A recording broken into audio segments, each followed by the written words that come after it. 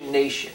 Now, we're talking about Protestantism, and we're talking about what happened in the last few hundred years. What's the process been going on? There's been a process of Protestantism, and it's actually, I think, a very good process. People keep reading the Bible and saying, hey, we're not doing things right, and they keep making new churches.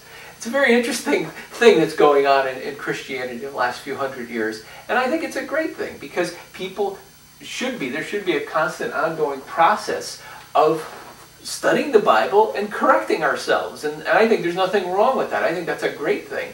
What's wrong with it is when we believe that we have something so perfect, like a church service, like that becomes a ritual that's unquestionable, unchangeable, and that's what so many people have been raised, because we've been raised in the process of culturally in the church service, that we think that's what God is, and that's what God wants us to do, and that's what and then when we have that, we read it into the Bible.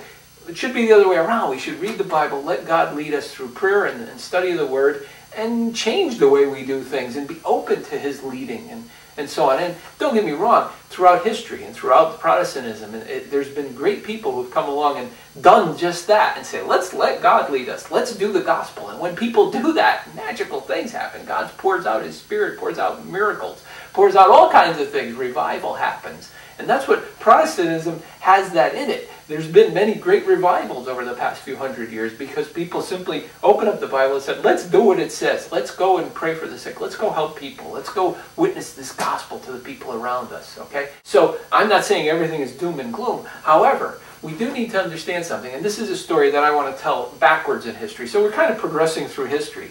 But I go to people nowadays, and I often talk to them, and I always say to Christians, what do you do when you meet together? Now, sometimes I get a funny look, because everybody knows what you do when you meet together. I remember one fella, he said to me, we sing some songs of praise to God and the pastor feeds the word. Because that's what we do. We sing some songs of praise to God and the pastor feeds the word.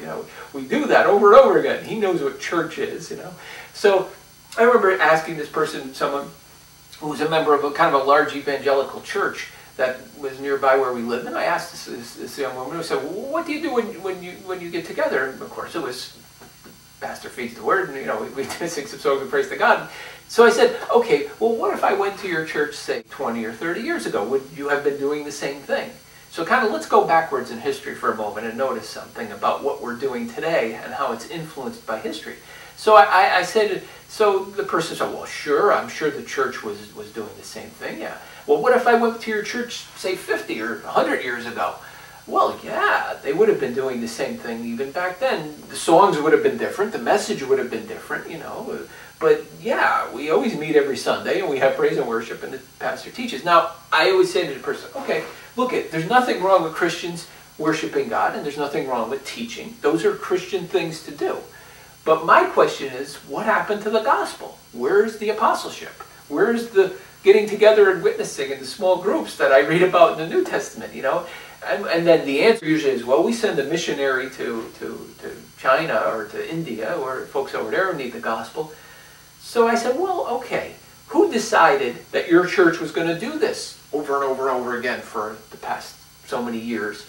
The answer comes something like this. They'll say, well, let's see, in 1847 in England, our church got its charter and separated from the Church of England, and then we had founding fathers, and they're the ones who probably decided this is how the Christians would meet.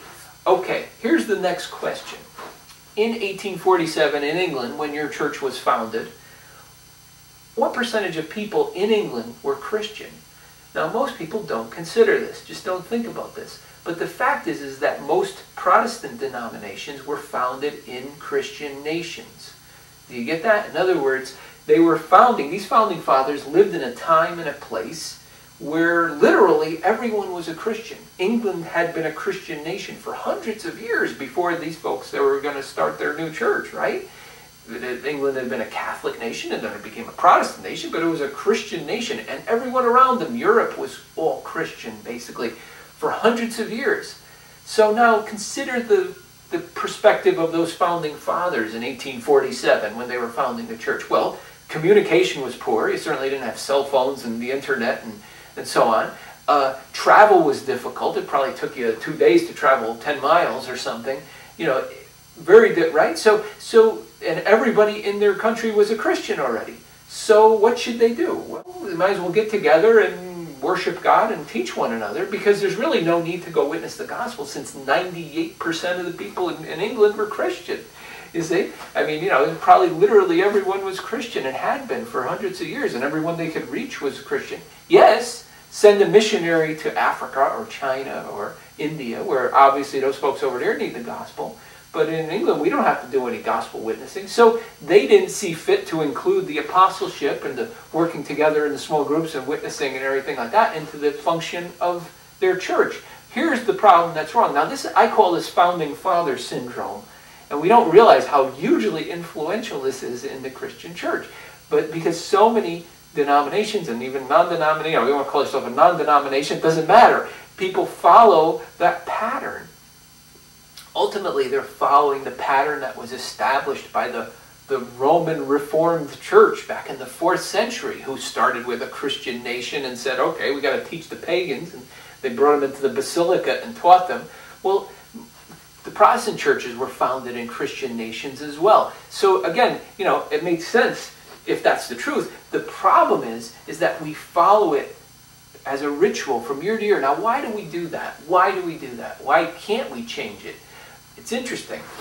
We often think, I think it's a funny thing, but when people go to church, and the impression you have when you go to church is the leaders, they must have studied all about ministry and function, and they must know what's right, and they're the ones who've decided. It's interesting. If you talk to some leaders, people who are going to be leaders in the church and be successful have to meet the expectations of the people. And the expectations of the people generally come from the generational handing down of what the church is and what ministry is. So people expect the church to be this way because they were raised in it, because they've seen it, they've been there for 10, 20 years or 40 years or 70 years.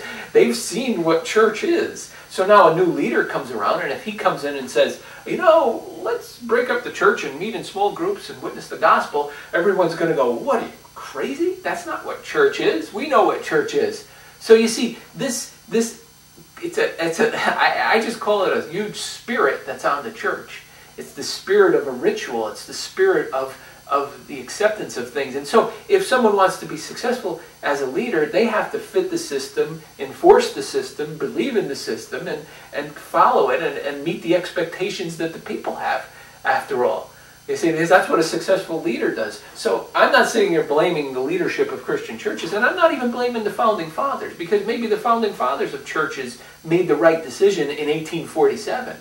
What's wrong is a spirit that does not allow us to change or open up our Bibles and say, let's start from square one and see what ministry is, what authority is, what the church could look like and should look like. Instead, people have been handed something as a church, and they say, well, this is it. I remember talking with someone who's a very good Christian and does a lot of great work for the Lord, but goes to church actually in England, strangely enough. I happen to know the correspondent with this woman, and we were just talking and discussing it, and I was talking about how, in the Bible they didn't have buildings and they were just meeting, and her perspective was, well, we have these buildings in England, these giant cathedrals. They were ultimately probably built by the Catholic Church hundreds of years ago. They're historical and they're important.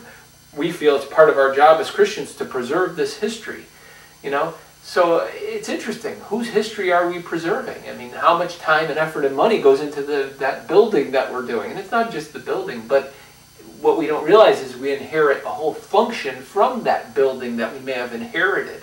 So whether it's a building we've inherited or whether or not we're going out and building a state-of-the-art worship center with, stereophonic speakers and lots of electric guitar and drums, are we still following the rules of that Roman Reformed Church that says, no, Christians must meet once a week and see that they're not in ministry and see that they're not servants of God, but they can only watch one person who is always the minister, and the only thing they could say to that person is amen. That shows them they're not ministers, and it shows them that a minister has authority over them and that they don't have authority to teach the gospel. I always will mention this. A friend of ours who we've discussed a lot of these things with over the years, he was a pastor from a church in Canada, and he had a small church, and he said for every week for 20 years I would go in there and try to convince these people that they were ministers and they ought to go out and serve God and pray for the sick and do the work of God. And he said every week they're perfectly happy to have me do everything. You see, there's another perspective from behind the pulpit and in the back row of the church. Everybody thinks this is what it is. Must be the way it's got to be. And even when we get into that system and we speak against it, or we say, well, let's do something different, it's hard to break away because people have been culturally expect the church to look and behave a certain way and ministry to be a certain way. And I think the New Testament is telling us something different. But I think we can understand why we're doing these things. And if we really truly understand who changed them. Do we realize that in the 4th century, those Roman emperors came around, those kings of the Gentiles who exercised authority one over another, as Jesus warned us, they came in and put a system in the church whereby we exercise authority one over another.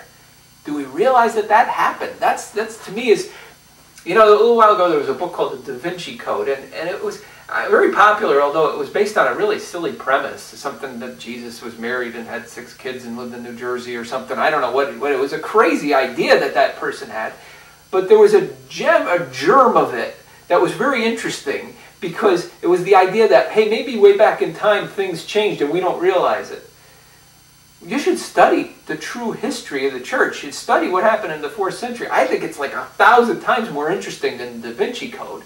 It's amazing how in that time people changed things, and we've just accepted what they've changed. We've accepted it to such a degree that when we open the Bible, we don't even see what they're saying in the Bible is true. We were so sure. Why? Because we've inherited this ritual of the church service, which keeps reinforcing the idea that ministry is authority over others. So again, I quickly review history here, and that's the best I can do, is do it very quickly. I suggest you study these things and take a look if those points in history that I pointed out aren't really true, and ask around in your church. Ask, why do you do what you do, and who decided we would do this, and who decided ministry is this way and not that way. Just ask questions. That's what I suggest. Explore for yourself. You may find some very interesting answers.